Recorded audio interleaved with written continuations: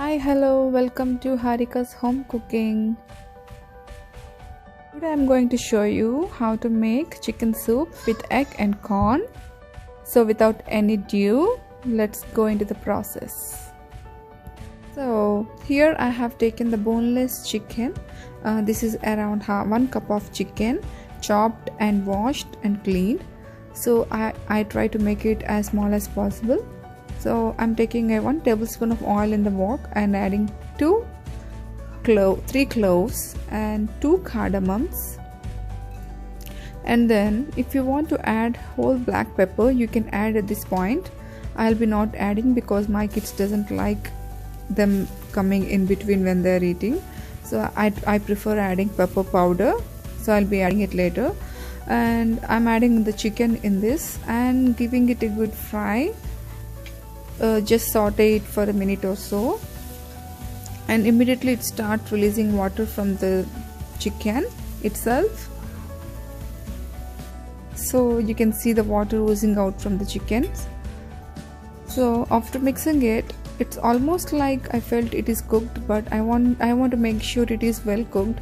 So I will be adding around 1 cup of water to it and just add little bit of salt and just close the lid and cook until the chicken is well cooked and it is in the boiling point.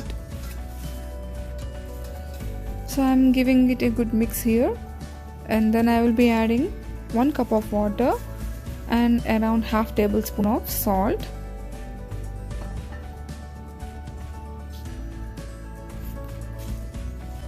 And I'll be closing the lid and cooking it for 5 minutes until the water starts boiling.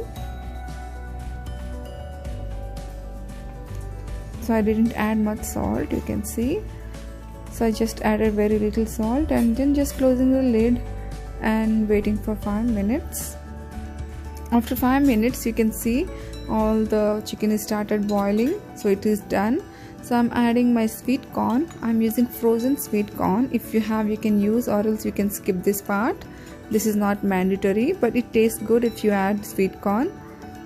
So I'm cooking the chicken and sweet corn together for a while, like around 2 to 3 minutes.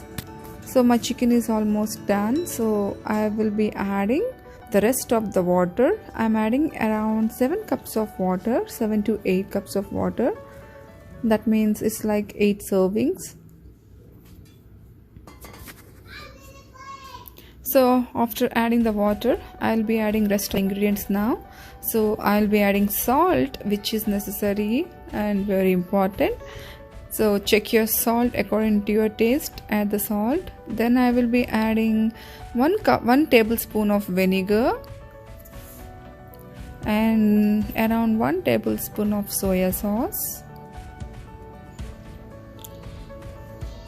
And then I will be adding pepper, crushed black pepper. This is around 3/4 tablespoon. So if I feel like I need more, I will be adding in the end.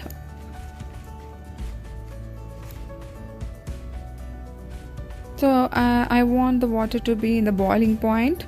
After adding all of the ingredients, close the lid and bring it to boil. So now I'm preparing the corn flour mixture, which we use it in the soup. We need to thicken the soup, so we need the corn flour. I added 3 tablespoons of corn flour and added a little bit of water to it and made it like a thin consistency. So now I also already added the corn flour, but I felt I need some more, so I added 2 more spoons. So totally I have used 5 tablespoons of corn flour.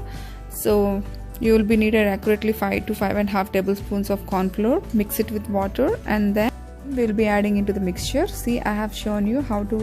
So we should keep on stirring the soup while we are adding the corn flour mixture.